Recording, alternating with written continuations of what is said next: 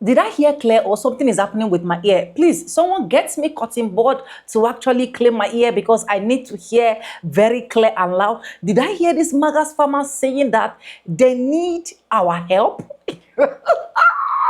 They did not only need your help, they need us to come together and assist them. Assist who? Assist who?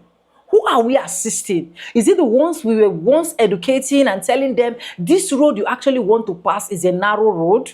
Is it the ones we were telling this particular choice you want to make is actually not the best choice? Are they the one coming now for assistance? No, I think I'm wrong. Sonia, you're not hearing very well. Someone should please help me in the comment section because my body is hot, my pressure is hot. When I saw this particular video where these farmers, Magas farmers to be precise, people that voted, that vote, I will vote Donald Trump, people that sang and fly that particular red hat to make America great again. Welcome back to the channel. My name is Sonia. This is the first time tuning in. Subscribe, like, comment, and share. Credit belongs to original creators of every single clip and situation in today's episode. And with that being said, let's watch this video. Let's know why we need to help them. I want to know why I need to help. Let's just go. I need your help to save my farm and many other farms. I wanted to give you guys an update on what we figured out with our contract through NRCS. So to give you some backstory, if you haven't watched the previous video, please go out, watch that previous video I've got on there. We are possibly going to lose our farm if NRCS doesn't hold up their contract with us on the EQIP program. So the reason that they're not able to hold up the contract is our EQIP program, which is cost sharing on fences, waters, a well, and some seedings, was funded by the Inflation Reduction Act. Because of the executive orders, there's a pause or a freeze on the funding through the Inflation Reduction Act, and they're not able to pay out on the stuff that we completed or anything going forward. But the issue I have is I've already done a bunch of the work, already paid for the material, already paid for the labor, so I'm out all that cost, and I use my farm operating expenses in order to do those projects, because per contract, I knew that I was going to get cost sharing refunds on the stuff once completed, but now that it's completed, they're saying that they're unable to provide the funds because of the freeze on the Inflation Reduction Act funds. So I reached out to a couple different senators and Congress people. So I reached out to Ann Wagner's office. I have not heard back from them. I reached out to Josh Hawley's office. I have heard back from him, not from him personally, but from his office. And they are looking into it because they said that this should not be happening. The intention was not to take away the funding from the farmers, but doing the Inflation Reduction Act, cutting those costs, then it's also taken away from the programs that those programs helped out. So it's in the works, but what I need from you guys is if you could please share this, tag your representatives, tag your senators. I need to get some ground on this because I'm not the only one this is affecting. So there are other farmers in the comments saying that they're in the same boat that I'm in because they signed these contracts, and the contracts, even like, so whenever I looked into the contract, I made sure that that funding was set aside. It wasn't funding that, oh, we hope it's there whenever it's done. I made sure that that funding was set aside so that way before I made these business decisions, I knew that funding was there per contract. So they're backing out on the contract because they don't have the funding. They can't release the funds. So please tag the representatives. Please tag the senators. I need to get some ground on this. We need to help me and other farmers out. We've got to get this funding paid out. I don't care if they don't do it in the future. The problem is there was contracts in place, multiple farms made business decisions, and multiple farms are going to sink if we don't get traction on this and get those funds unfrozen. Farmers are going bankrupt in waves, right? We see that. But here's the thing. The very man that most of them voted for lit half the match. And every time a family farm dies, somehow it's the billionaires and corporations walking away with more land. You think that's a coincidence? Let's start with the trade war in 2018. Trump slapped tariffs on China. Soybean exports gone. Prices crashed. And farmers sat on mountains of crops that they couldn't sell. Then came the bailouts. $28 billion in so-called aid. But look at the receipts, right? The top 10% of farms swallowed most of that money. Small family-owned farms? Pennies. Folks in Arkansas and the Midwest saw their neighbors lose land, all while mega operations cashed checks. And if we fast forward to now, Trump's promise of more help, it sounded real nice on stage, huh?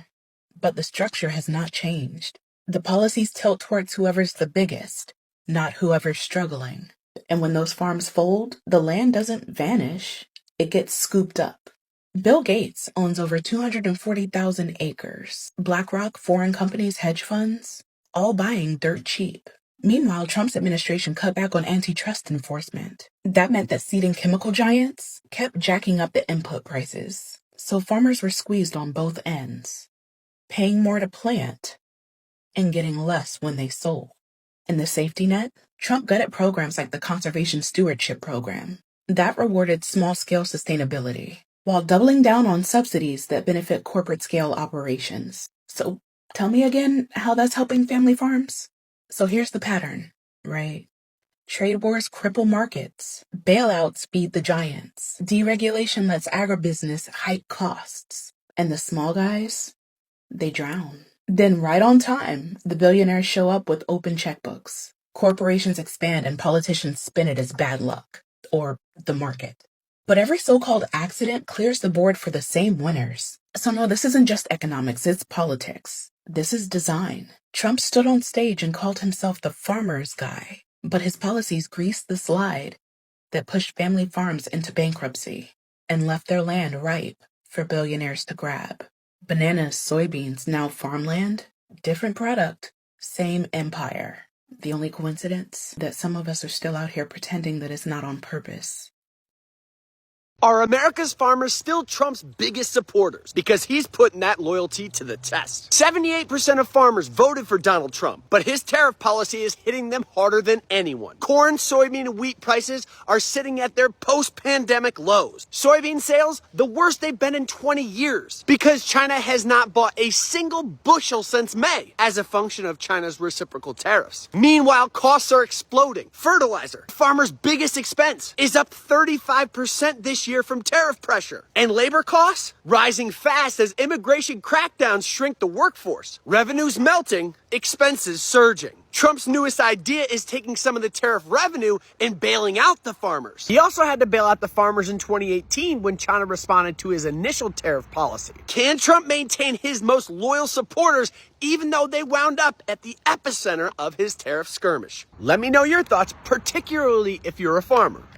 Hell, I might lose some followers for this, but I don't really give a fuck. Trump thinks farmers are fucking stupid. And before you lose your shit, let me explain. In retaliation to a trade war that they fucking started, China and other countries are no longer buying crops from American farmers. So what does Trump do? He comes out and says that he's going to use tariff revenue to bail them out. But, who pays for that tariff? Oh, that's right, the American taxpayer, because the companies they buy their products from have now passed that cost of that tariff on to them. The problem isn't that we're bailing out farmers. I believe we need to bail them out. We need to support small farmers so they don't have to sell their land to big-ass corporations who will then in turn just own more of our land and more of our food chain supply. The problem is that the American consumer, who are also farmers by the way, cover the cost of that tariff at the checkout aisle and at the parts store. And now the federal government is going to use that money to pay the farmer for the money they lost as a result of a trade war that they fucking started. They are using American consumers and American farmers to solve a problem that they fucking created. And then they're going to stamp their name on it and say, see, we're for the farmer. No, the fuck you ain't. You're just too stupid, or even worse, you think they're too stupid to know that you're the one who created this fucking problem in the first place. Meanwhile, their rich fucking buddies just got even richer because they didn't have to touch that fucking tariff, and we just got fucking poorer.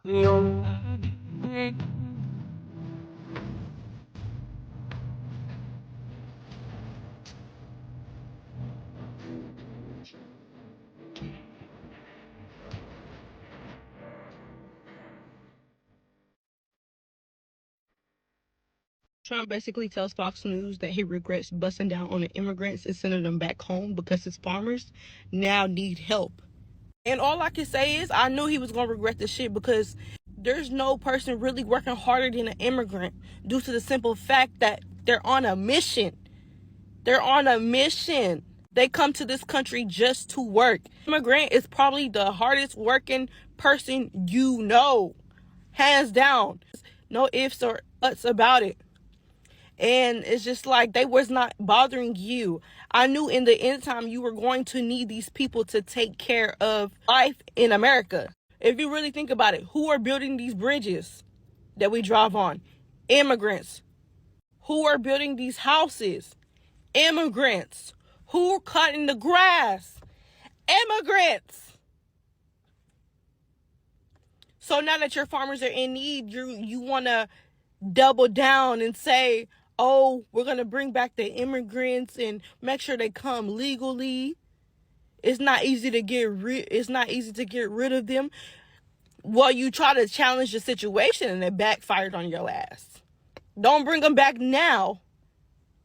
You broke up happy homes because you hated immigrants.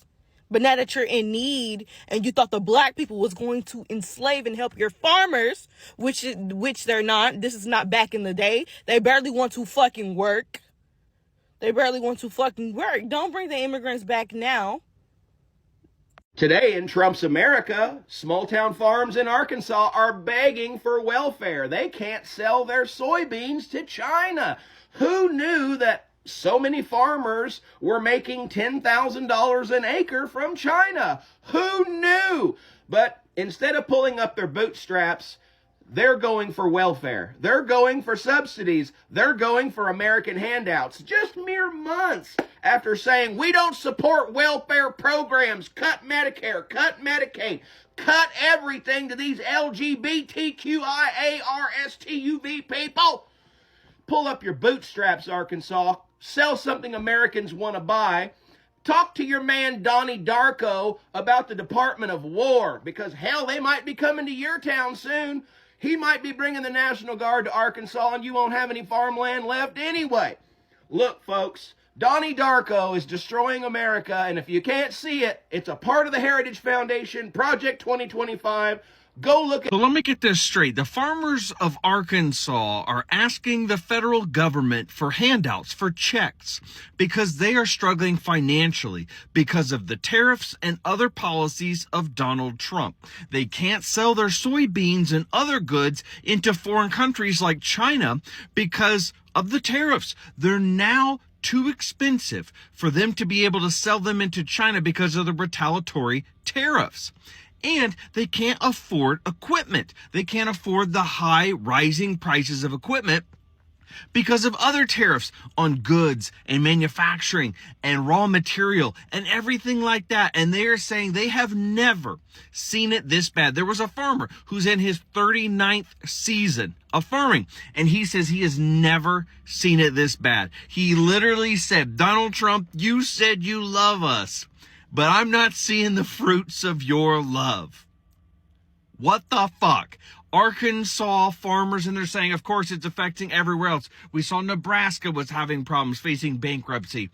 Farmers across this country are facing a huge pinch, and a lot of it has to do with Donald Trump and his policies. Well, you should have thought about that, farmers for Trump, when you went into the voting booth and places like Arkansas, Indiana, Iowa, Nebraska went ruby ass red in 2024 in November. You guys made your bed, you fucked around, and now you're finding out. So yeah, the fruits of Donald Trump's love are rotten pieces of shit. If you didn't know that going in, you know it now. So as your farm continues to struggle and you're looking for a socialist handout, why don't you try pulling yourself up by your bootstraps that you preach to everybody else about and do something about it? Because frankly, the rest of the country doesn't give a damn anymore. You should have thought about that before you sold the rest of us down the river. Caleb Ragland is the president of the American Soybean Association, and he just wrote an op-ed for a right-wing publication, and he said in there, quote,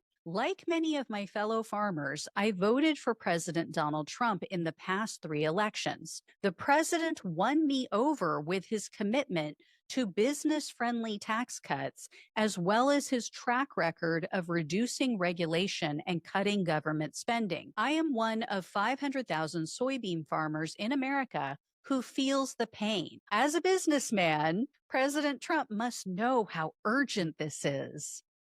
Does he? Is he?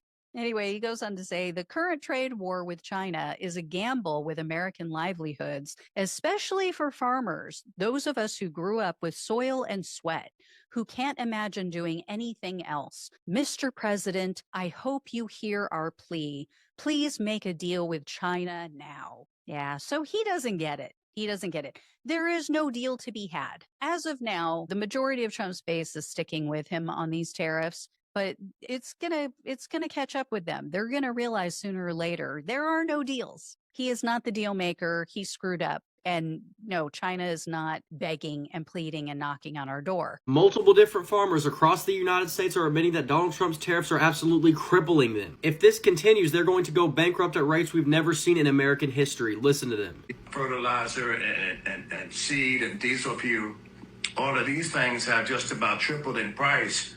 And I'm selling my commodity for the same thing I was in the 80s. I've never seen anything like this.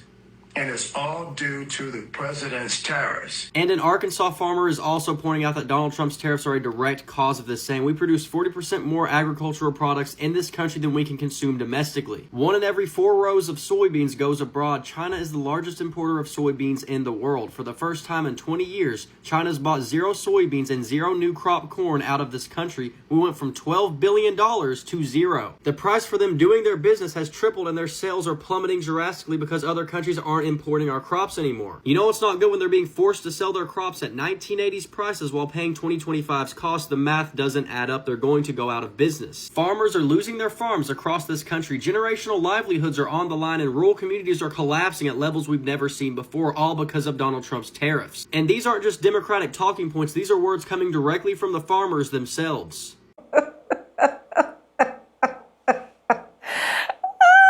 Welcome back, guys. And I hope you guys actually enjoy. I just see a reason why I'm saying, are we the one to assist? Why do I need to assist you? Why do I need to give you handkerchief to clean your face or wipe your running nose when you were literally informed? You were never deformed, Abby. You were informed. We told you it was going to happen. See, there is something a lot of people fail to forget. It is easy, relatable for someone that grow up from the ghetto, from someone that is poor, from someone that knows what it means to be poor. It is very, very easy for that person to relate to your situation than someone that has never experienced poverty. He has always been in the rich angle. He has never literally slept one night without eating his 3 square meals. He has never wanted to drive a particular car that he has not. That's the situation American is right now. That is it. You have someone that literally do not understand what it means to be poor, what it means to go to the farm to work. The only thing that person understands and the language he understands is he just want to say, do this and let it be so. Do this and let it. And when you talk, he said you are calling him a dictator. These farmers are crying. These farmers are wailing. They're coming out to start begging for, oh, we need welfare. We need support. We need Americans to come through for us. We've been through a whole lot. We've been crying. We've been begging. But the problem is if you give them a pen and paper and say, revote who you want to vote for, they will actually still make the same mistake. Yes, forgetting that this will only affect them more. You know, when the orange man was always telling them, oh, I'm going to make the illegal immigrants go, I'm going to close border, I'm going to impute tariffs, I'm going to do this. A lot of them did not sit down to really calculate that as a farmer, this is actually going to affect me. This is actually going to be like a whole lot to me. It's going to be a burden to me because why? These people you tag as illegal immigrants, these people you tag as immigrants as a whole, let's forget about the legal or not legal, are people that are doing the major work. Do you know why? These people have a direction, they have a vision, they know that their main aim why they are in this country is for them to hustle. Their main aim why they are in this country is for them to get something for their family to eat, is for them to send money back home with the little they are making. But no, these farmers fail to understand. Farmers actually gave Donald Trump, if not 30%, at least I would say they gave him over 30% of their vote. They gave him so if you see a farmer that did not actually voted, they are just as low as, let me say, 5%.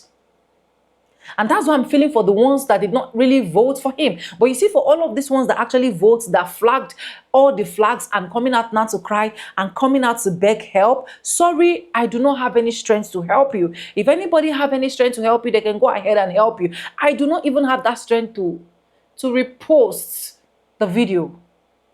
I don't. Yes. I do not at all, because I feel like you will keep betraying, especially the Black community, as far as I'm concerned. So since I don't trust you on that, I cannot help you. And I wish you cry more. I wish Trump puts more tariffs, puts more bills, stop import and exporting, move out every single immigrant. I don't even want it to be just illegal, both legal and illegal. Trump should just move them out so that you can literally understand what life is. Anyways, guys, let me know what you think in the comment section. Credit belongs to original creators of every single clips and stitches we have in our today's episode. If you haven't subscribed, subscribe, like, comment, and share. And yes, with no further ado, I don't look at to say my videos. I'm going to be saying, I'll see you guys in my next one. And this is just for educational purposes. I stand a chance to be corrected. Feel free to correct me in the comment section if you think what I'm saying is wrong or what I'm saying is really not going in line with you. Anyways, with that being said, I will say bye and I'll see you guys in my next one. For now, bye guys. I love you. Mwah.